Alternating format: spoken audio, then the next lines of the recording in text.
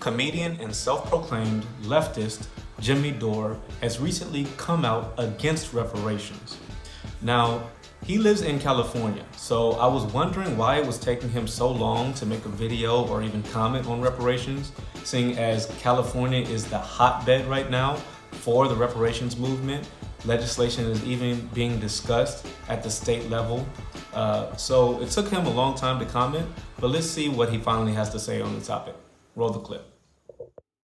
Jimmy, can you do an episode on Missouri Democrat Representative Cori Bush has introduced new legislation calling for $14 trillion in reparations for Black Americans? Ron Martin, thank you for the rec. How about we call for get them health care and a living wage first? I think I like health care and a living wage for all my brothers and sisters. How about we try to get them a health care and a living wage before we try to get something that's unbelievably divisive?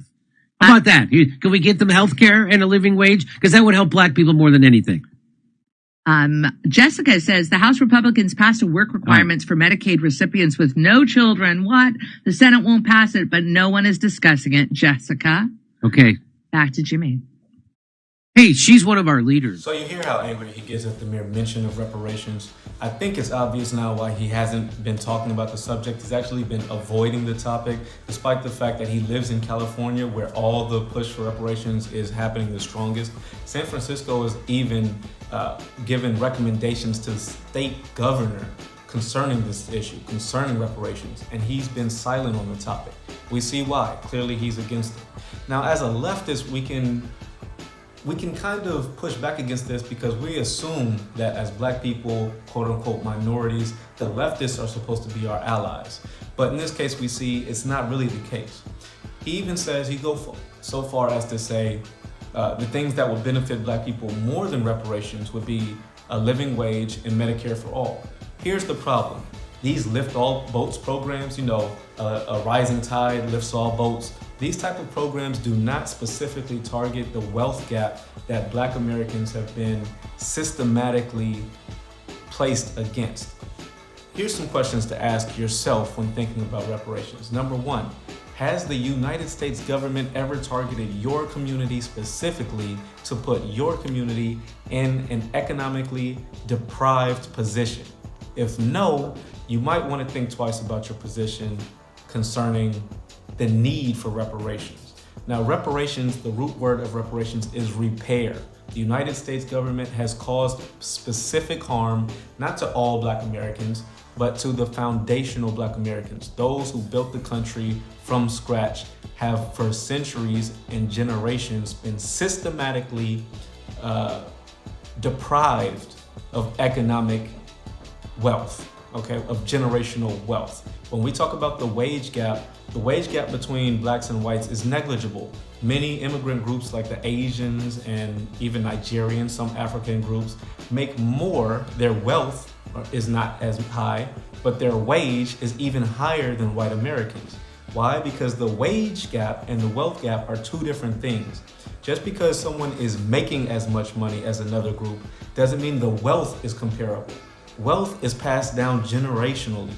Because our group, the foundational Black Americans, have been deprived, actually had our wealth stolen from the United States government, although our wages might be similar, our wealth is vastly different. And just having a lift all boats program will not close the wealth gap. If I am making, let's say, $10 an hour, and you're making $12 an hour, the wage gap isn't that much different. But if you are sitting on $100,000 in the bank in savings and assets, and I'm sitting on $3,000, despite the fact that you might give me a $2 increase per hour, so now we're both making $12 an hour, that wealth gap is not going to be closed because we're making the same amount of money. In order to attack the wealth gap, the disproportionate amount of assets between those of the dominant society and those of the systematically deprived community, and reparations is in order. It's the only way that the wealth gap can be addressed and can be solved. But hey, that's just what I think. If you disagree, leave it in the comment section. If you agree, be sure to hit the thumbs up button. And if you're new to the channel, be sure to smash the subscribe button. I make a video every day. And you can hit the bell so that you'll know, you'll get an alert every time I drop a video, and we can have these type of conversations more often. Peace. So you made it all the way to the end of the video, but you haven't hit the like button yet. Come on now. You're cheating me, you're cheating yourself. Go ahead, hit the like button. And while you're at it, you might as well smash the subscribe button so you can get notifications every time I drop a video. I make a video every day, a different topic, a different subject. They're all interesting, so you can check them all out by hitting the subscribe button and setting your notifications to all so you get an alert when I drop a video. There you go.